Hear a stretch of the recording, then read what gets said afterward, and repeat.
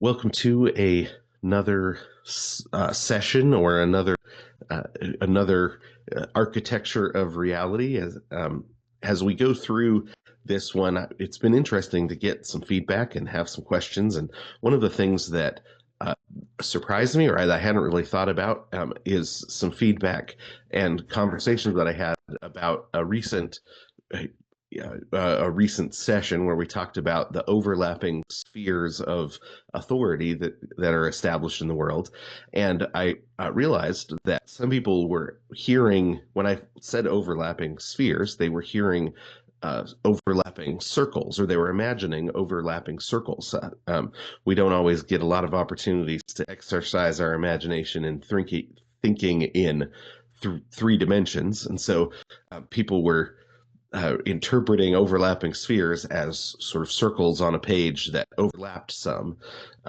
When when you talk about the overlapping spheres of authority, right, what you're talking about is spheres inside one another. So if you think like Russian nesting dolls, overlapping spheres, and I was talking about how that comes from astronomy, and I realized that this is one of the important things that I think we sometimes forget about the older educational system, or maybe the older way of thinking about the world, that was developed out of liberal arts education, where liberal arts education was considered the beginning of education, versus now we have the most of America. We get what was developed in Prussia, the educational system that was developed out of Prussia in the 1800s, when they lost to Napoleon. They said, we need to raise up better soldiers. Our soldiers aren't good at hearing orders and taking them. And so we sort of switched our American system in the early 1900s to more of a Prussian system. So instead of the goal being freedom of thought, in our education, the goal is the ability to do what you're told, or something like that. Well, the liberal arts education was about freeing your mind from being able to be manipulated easily, because you exercised your imagination on the art of words and on the art of numbers. The art of words being grammar, logic, rhetoric. You learned how words mean, how to use words well, and construct sentences well, so that you could hear and understand accurately and communicate accurately.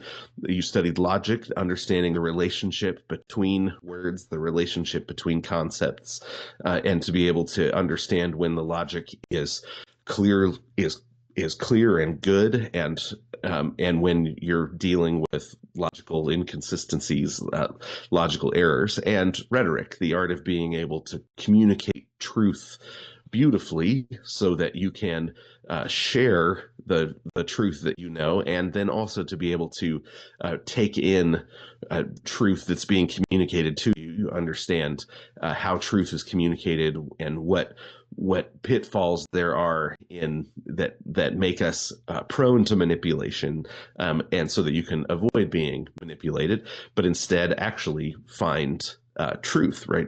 So the art of words has to do with finding truth, and then the art of numbers has to do with the ability uh, to describe and eventually manipulate well for the service of your neighbor, manipulate the world that you find. So arithmetic, the art of numbers; geometry, the art of numbers extended into space; music, which is music and astronomy, or cosmology, or the last two, and music and cosmology.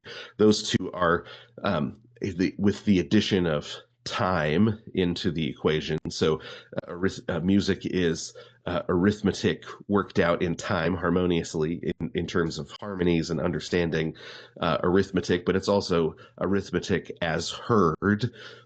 So it's taken in by the ear. And then cosmology, which is geometry extended into time, right? So geometry is numbers extended into space, but then cosmology or astronomy is numbers extended into time. They're moving, right? Time isn't itself a thing.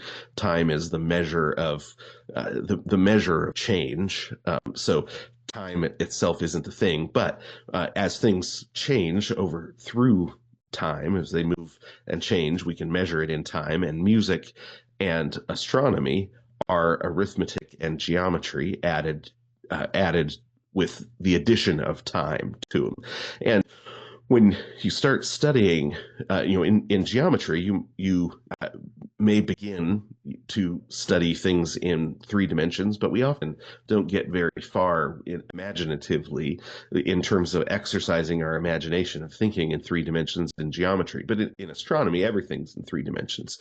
So you really have to uh, learn to expand the sort of imaginative space in your mind from two dimensions out to three dimensions in studying astronomy. And the when serious philosophical study of organization of mankind in different institutions, as soon as you start in on that, you learn really quickly if you read older sources, older writers, Thomas Aquinas, Boethius, if Aristotle, Plato, hopefully, obviously, that you read something like the Timaeus, you realize, or the Republic, you realize really quickly that when you start dealing with uh, how how institutions are organized with groups of people, that you actually need your imagination to be able to extend out into three dimensions to think about those sorts of philosophical questions, or what is it that we're trying to do when we organize an institution in mankind? How do we do that well? Well, the exercise that your mind gets in studying astronomy gives you some of the categories necessary to understand the older thinkers. So sphere sovereignty is an example of one of those things. Often,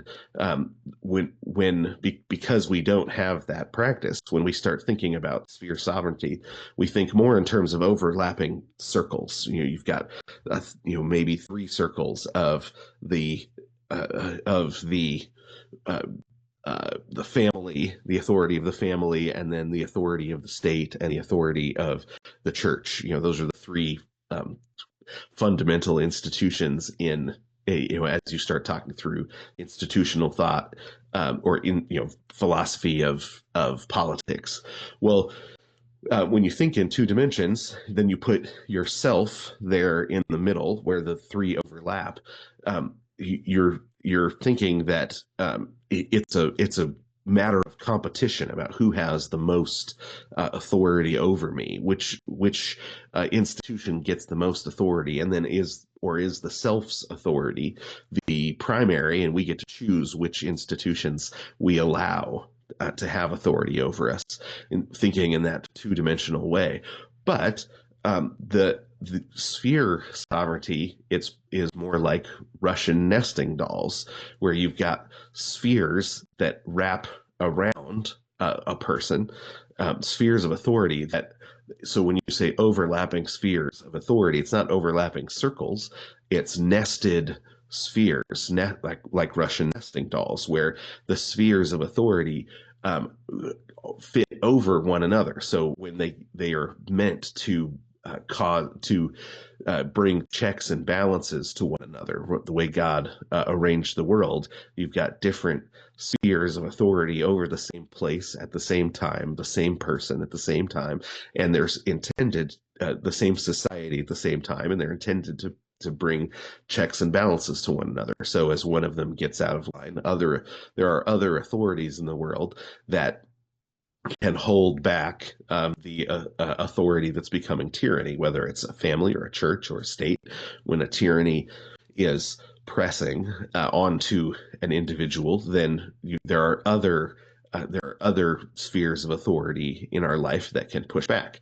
Now, this is also the intended way that America is supposed to be set up, where you've got county authorities, you've got state authorities, you've got federal authorities, you've got three different federal authorities, each that are sphere authorities. They're nested over and around the same society, and they're intended to be checks and balances on one another. And it's really hard to this is a difficult concept for us because we have completely equated authority and power, right? Authority is the ability in most of our minds, the ability to tell people to do something they don't want to do, right? But that's actually not authority. That is power, right? But power and authority are not equated in the understanding of sphere sovereignty, right? You might have the authority over someone, but you don't have the that doesn't mean that God has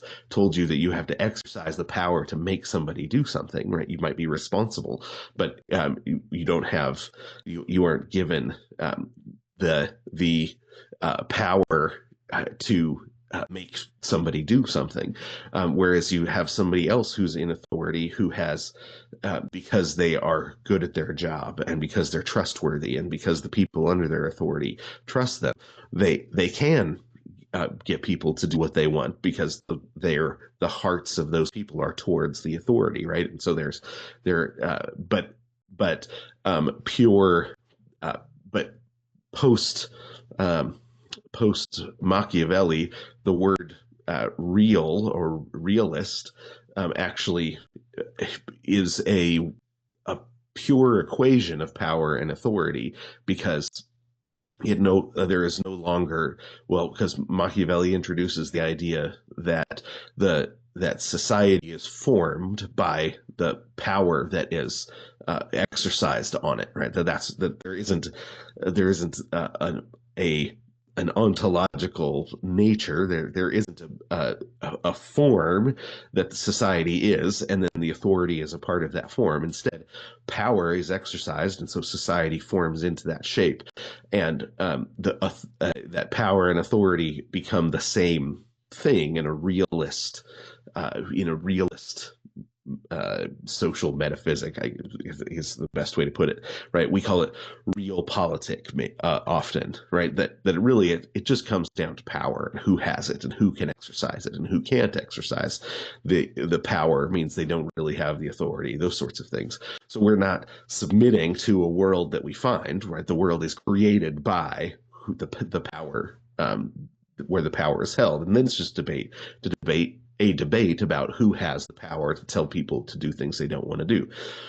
That's it's a two-dimensional way of approaching things, but it's also it's a nihilist metaphysic. It is the belief that things don't have a proper shape, but that the shape is formed from pressures outside of a thing, things don't have a proper shape. So, but without the mental exercise of astronomy and studying um, harmonies in music, the arithmetic in practice of harmonies in music and understanding those sorts of things.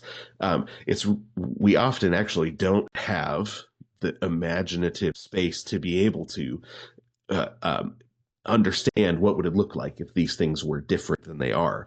A book that I've really enjoyed and recommend. It's not an easy book, but Wooden Books has done an amazing job of putting books like this, the Quadrivium, back into circulation, back into publication, where they take classic liberal arts texts and reprint them.